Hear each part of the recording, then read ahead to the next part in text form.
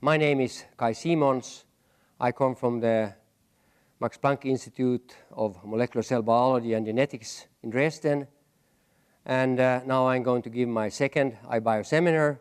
And this is about lipid rafts as a membrane organizing principle. Now, this work started with studies on epithelia, on epithelial cells. Now, if you look at simple columnar epithelia, they form a barrier between the outside world and the inside. Take the digestive tract. There is an epithelial cell layer that, so to say, is now protecting the body from everything that's bad outside there in our digestive tract.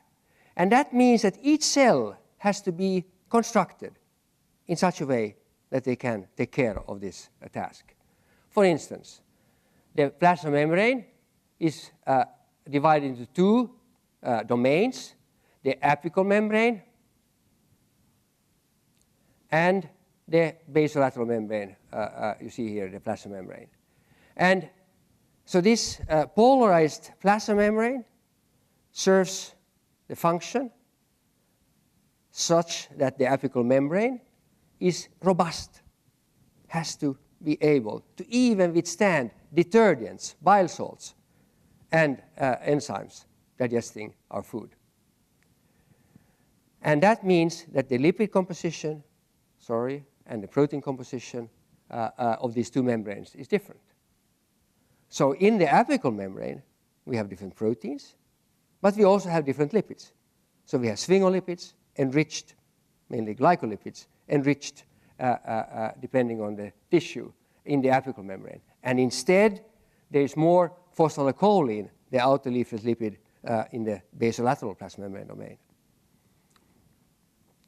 So now comes the question, how does the cell generate these two plasma membrane domains? How do they get the proteins to the apical side and the proteins to the basolateral side?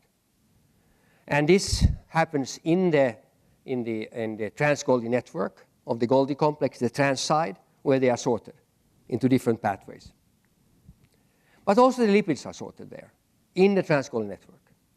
And Herrit van Meerwen, he years ago showed that the simple red lipid, a glycolipid, was preferentially sorted to the apical side in the Golgi, and therefore sorting away, segregating away from these blue lipids, the phosphatidylcholines, the glycerolipids.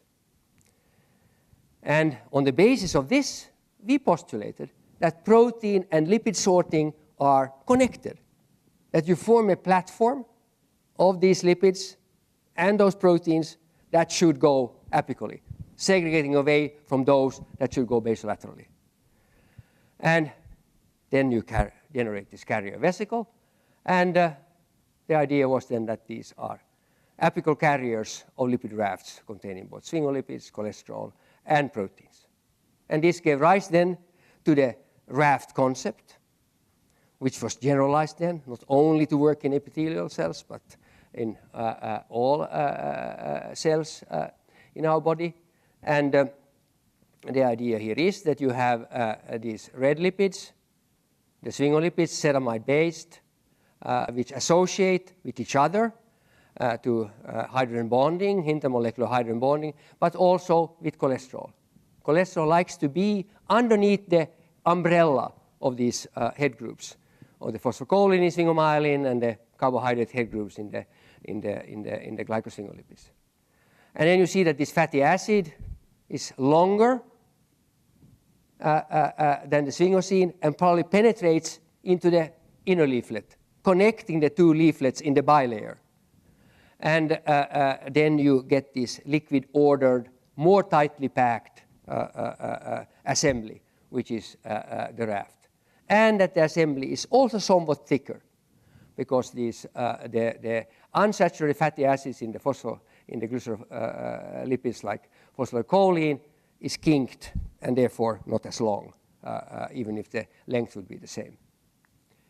So rafts are therefore subcompartmentalizing membranes through their ability also to include specific sets of proteins, GPI-anchored proteins, glycophosphatidyl'inositol-anchored proteins with 2 saturated fatty acids in the outer leaflet, and then you also have in the inner leaflet, you have 2 saturated fatty acids in many, for instance, tyrosine kinases like this yes kinase, or you have transmembrane proteins which like to be there. And then there are other proteins that are excluded. So this hypothesis went through hard times. And there was lots of criticism of the lipid raft hypothesis. So here you see one of them. Lipid rafts, elusive or illusive. So what was the idea? Well, are there now, do these rafts exist which can segregate and co-cluster proteins and lipids, and they can then function, for instance, in single transduction and be segregated from the others? Or is the plasma membrane a continuous bilayer, and you don't have any lipid-protein, lipid-lipid interactions, but you only have protein-protein interactions? What was the problem? The problem was that there are difficult methods and there are easy methods. And the easy methods were simply take detergents, try to make 100 at 4 degrees, and you solubilize the membrane, and what is left is a raft. That's, of course, not very sophisticated. So this could lead artifacts. And then there was a general problem. Rafts are difficult to visualize. You can't see them. Why? Seeing is believing. Quarks, neutrinos, mesons, all those damn particles you can't see. Look at this physicist sitting there. And then that's what drove me to drink. And now I can see them. Well, and don't forget those pesky lipid rafts. Well, things have improved also in this area. And today we have a 3-state model of the raft concept. The resting state in cells like fibroblasts in the plasma membranes or immune cells, there you have small nanoscale assemblies. This is one state. Another state is then the stabilized raft, that these nanoscale assemblies come together and form a platform. And then we have a third state. We can form micrometer raft faces, which can be seen in the microscope. So let's start with the nanoassemblies. How small are they? But how small? So work 10 years ago at EMBL, we were working with Andy Herber and Ant Pralle, and we were using a new microscope, the Photonic force microscope. And the idea was here to look at, we had a trap, and in a trap there was a bead. And this bead contained antibodies against proteins on the cell surface of the cells we were studying. This trap was then lowered so that the bead touched the membrane, and then after some while the antibody could bind to an antigen on the surface. And the microscope could measure the thermal fluctuations in X, Y, and Z to get a measure for the viscous drag on the bead. Now for that we used then proteins which were considered to be raft proteins like the influenza virus and agglutinin, or this GPI-anchored protein, 2 types, and we compared them with these green proteins, the transferrin receptor or the low-density lipoprotein receptor, which were non-raft proteins. And now we want to see how they compared. And we want to see also how these measurements will be influenced by taking away the cholesterol from the cell. So the bead was fairly large. It's 100 or 50 nanometers in size. So you can see here now is an antibody binding to an antigen. And we even used a soluble part of this protein. We took away the ectodomain and added it so that we would get just binding of one antibody to one antigen. And here are the results. So when you now look on the drag on the bead, here is now the free bead, somewhat higher above the plasma membrane of the living cell. Now we lower it, and then we see how it binds, how the drag on the bead increases, but now no binding yet what you see then is it takes about 30 seconds, and now you see a change. And this is when the antibody binds to the antigen. Now this can be translated into local viscous drag measurements, and when we look at the raft proteins, you see all of them, these gray bars, the drag on these are much higher than on the gray bars for the non-raft proteins. But when you take away the cholesterol, look, the GPI anchor proteins then have much less drag. HA looks the same now as the non-raft proteins. So this means that we can now measure, get an estimate of the radius of this assembly in the membrane through these measurements. And these measurements give an estimate that the raft proteins, the GPI anchor proteins, and the transmembrane HA protein diffuse as an assembly of 50 nanometer diameter assemblies. So it means that they have a protein in them and they have lipids in them. And these lipids disappeared when the cholesterol was taken away. So it gave us a clear idea that raft proteins indeed have a small cloud, a nanoscale cloud of lipids around them. So now let's go to move into the 21st century, and microscopes have changed. In cell microscopy in the 90s, the resolution was not as high as today. Today we can look at cells with super resolution. And Stefan Hell has developed a new microscope called the STED microscope, stimulated emission depletion, and with that you get much higher resolution than with confocal. Confocal is about 250 nanometers, and with the STED you can see it's below 50 nanometers. So now we can start to look at these assemblies with these microscopes.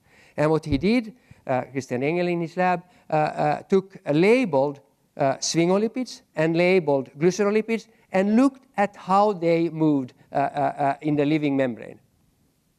So here is now the confocal microscope, and it's done in the fluorescence scanning mode. So if a peak goes like this, it means that the lipid is moving through this confocal, the 250 nanometers peak, and moves out. So the glycerolipid, phosphorylethanolamine, moves, you see here, and if you compare it with the sphingomyelin, there's no difference. You can't see any difference between them. But now, look at STED. Then you see that the glycerolipids, now it's a much smaller area that you're looking at. So therefore, you just see a peak like this if you look at these graphs. But now the sphingolipid, some of these sphingolipids moving through this 50 nanometer area is staying longer, 10, 13 milliseconds, meaning that they are trapped there. And this way, you see a different behavior between raft lipids and non-raft lipids, giving support for this raft concept. And they can estimate that these nanoscale assemblies are smaller than 20 nanometers, so smaller than we measured with our system, but that may be due to these big beads that somehow also influenced the measurements. So the takeaway also with other methods is now that in this resting state in the fibroblast plasma membrane, we see nanoscale dynamic assemblies which associate and dissociate on a very rapid subsecond time scale. So now is the following: what is the physical basis of these nanoscale assemblies? How do they come together? So there's a whole area out there of fluid physics, which can be applied now to phenomena in complex cells. And there have been three ideas: critical fluctuations, microemulsions, cytoscalar esters. So let's start. Critical fluctuations. So Sarah Veach, she showed that if you take plasma membrane blebs that have been released from the cell and you look at them, then when you decrease the temperature, you get a phase transition, as we will discuss later. And just before you get to this phase transition, you see fluctuations. And in model systems, there is a phenomenon called critical fluctuations, meaning that when you go from let's say a single phase here, and you now go to the phase boundary, and if you are close to the critical point, then when you go towards the critical point, then you see fluctuations because the energy between the two phases is so small before they phase separate and get two phases, which are microscopically separated. So this is critical fluctuations. Are plasma membranes tuned to a critical point? An issue.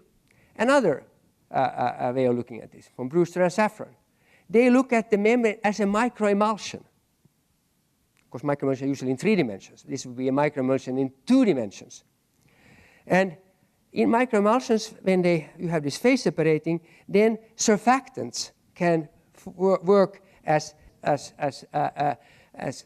being at the phase boundary and decreasing the surface tension such that they become metastable or stable. And in the membrane, they would then be line actants, hybrid lipids that could, so to say, cover this perimeter. So here is now a raft, let's say, and here is now at the perimeter a hybrid lipid which likes to be both in the non-raft phase and in the raft phase. What does that mean? Well, look here. Here is a glycerol-phospholipid. In the SN1 position, there's a saturated fatty acid, would like to be in the raft membrane. And then in the 2 position, there is a kinked one, which likes to be in the non-raft membrane.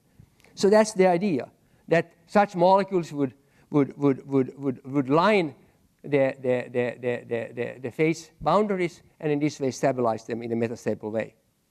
Or you can also have proteins which could sit there. So both explanations demand an active fine-tuning of the membrane composition to achieve the desired dynamically associated lipid and protein mixture in the bilayer. Now there's also another way to look at it. And this comes from Jitu Mayor and Madan Rao in Bangalore, and they look at, they also want to include actin into this game. Actin sitting underneath the plasma membrane. So the idea would be that these nanoscale clusters of GPI-anchored proteins, which you see here, where there are 2 or 3 or 4 of them, would be together, but that they would interact on the cytosolic side with dynamic actin, bind to the membrane, and these form these esters, which then are organizing these nanoscale clusters. So presently, we don't know. It's not clear. This is an area where we have to look at. But all agree that these are small, nanoscale, dynamic assemblies. So now let's go to the next phase.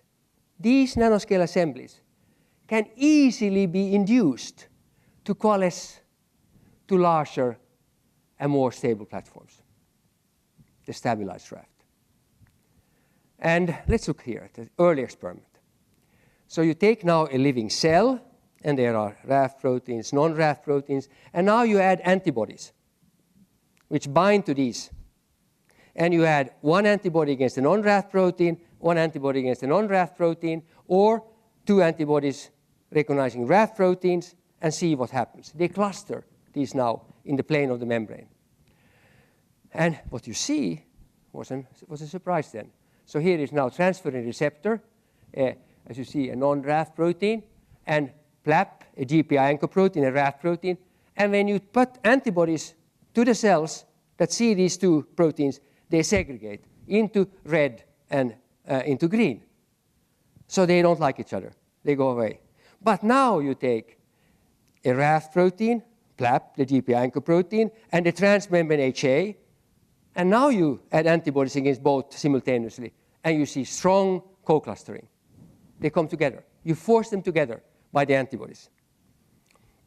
So clustering of raft proteins or lipids to form raft platforms. These are the stabilized form. And these means now that when we look at the plasma membrane and we will look for co-localization without such tricks as antibodies co-clustering, we would not see a specific GPI-anchored protein and a transmembrane protein or even a raft lipid like the ganglioside GM1 together, because they are all the time associating and dissociating on a nanoscale scale. It's only when you put them together when you see them coming together. So this raft coalescence drives various physiological processes. So, for instance, in membrane trafficking from the Golgi, as we were discussing in the first lecture, or in signaling. All immune signaling, T cell signaling, B cell signaling, and also IgE signaling in allergy, as you will see, has to do with these raft platforms coming together and creating specific subcompartments which can then signal to the cell. And that means that you can have parallel processing. You can have a number of these forming in parallel fashion in the membrane. Even viruses, when they bud out, HIV, AIDS virus, buds out by forming a raft membrane around it. And also influenza does the same. Other viruses take non-raft lipids. So here you see now the question of an allergen. So see here. You have an allergen, and this allergen will bind to IgE antibodies. And this IgE allergen will then bind to mast cells or basophil leukocytes to an Fc receptor which will recognize this IgE. And this process will lead to a clustering, a raft clustering, and this will then signal to the cell. And the cell then releases histamine, and then you get all the symptoms of asthma or allergies. Let's have a look at this process. So here are the allergens. You see these big green balls, and then there are the small balls. These are the IgE antibodies. And now they bind to Fc IgE receptors on the cell surface, and you can see now a clustering process taking place here. And this is now the stabilized raft, and then comes the tyrosine kinase in there, and then many other things happen which are simplified here, and a signal goes into the cell which will lead to histamine release. This is now the coalescence that I've been talking about. Okay, so let's look at other stabilized rafts. The most famous stabilized raft are the caveoli. Here you see pictures on the inside of a plasma membrane by John Heuser, and these small 60 nanometer balls here are the caveoli, and you can also see the clathrin coated pits here, but in this cell you have a lot of them. And these are a subset of stabilized rafts where caveolin molecules together with cavin bend the membrane and form these stabilized clusters. So we therefore have this resting state.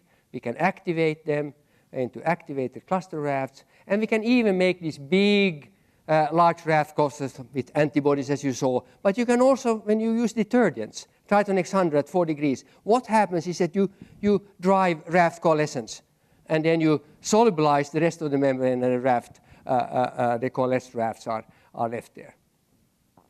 So now let's go to the third state. The two states, the nanoscale assemblies and the stabilized rafts, they all are there seeable, observable in living cells. This coalesced raft phase you can only see when the cell is dead. So if you look at these three lipid classes, the sphingomyelins, cholesterol, and the unsaturated glycerophospholipids, diol-PC, for instance, here, and you mix them in simple systems, you can generate two liquid phases. So the sphingolipids and cholesterol, they form liquid ordered, so-called LO phases that are raft-like, whereas these glycerophospholipids, they form liquid disordered phases, which are more disordered due to these kinked fatty acids. And these can exist together in the same membrane. And you can see here these giant urinary vesicles where you have now only diol-PC here. And then, so if you look here, now you mix it with sphingomyelin and you add cholesterol. Then if you have a dye, the red dye, which only sees the liquid disordered phase, you see black holes here. These are the liquid ordered phases. And if you add the ganglioside DM1 and colatoxin, you can see the holes are filled with the glycolipids. And depending on the mixtures, you see different sized phase separation. Now, what about them? These were 3 component systems, 3 lipids only. Now, biological membranes are complex. They contain up to thousands of lipid species. And they also contain proteins, because in a membrane, 20% of the surface area in the middle of the bilayer is covered by protein. So it's a very tightly packed protein-lipid mixture. Can they phase separate? Well, nobody thought that, but this is a big surprise. They can phase separate in the same way as simple model membranes into micrometer domains. So here is a work by Daniel Ingwood. He took cells which have been labeled by a dye, lipid dye, and then 3 hours later he looked at cells and they've been blown up into a balloon. We don't exactly know how this works, but they're now in attention. This cell line is full of the raft ganglioside DM1, and when he then took these balloons and he had expressed the raft protein, VIP17, which is a protein involved in apical traffic, and then he added the colatoxin, he saw that all the VIP17 went into one domain. And when he looked at the number of other proteins, LAT, transmembrane protein, the GPI-anchor proteins, or cytosolic proteins, dipalmitylated, then you see, if you look here is before, you only see the protein, and then now down here you see the protein, and now it's been separated into domains which will co-localize with the DM1 colatoxin labeled. So you see phase separation where raft components are co-localizing in these big micrometer domains. And this is selective because if you take non-raft protein, the transferrin receptor, then you see here is the transferrin receptor red, and green is the colatoxin, the raft phase, they are separating. So it's selective. And it's also dependent on cholesterol, because if you take away cholesterol from these blebs, from these balloons, then you don't see this coalescence. You see small dots only. And diffusion measurements, measuring diffusion here and in the non-raft phase, show that in the dark phase, the diffusion is 10 times faster. So in this raft phase, it's 10 times slower. So think about the disco. Now it's early evening.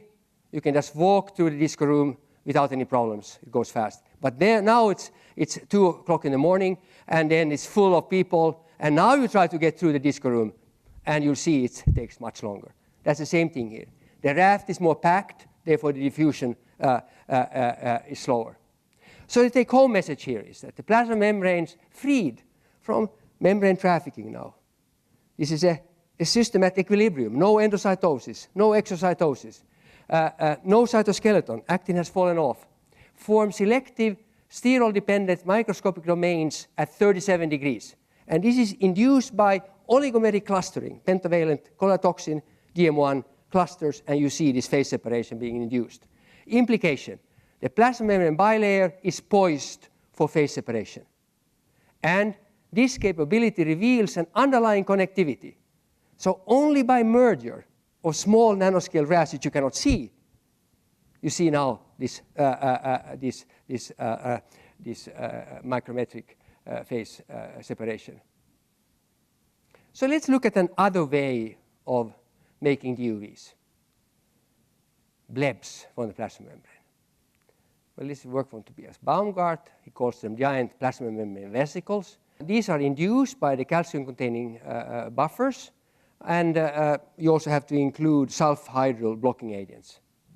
And then you get this phase separation in round diffusive domains. And this is induced by temperature.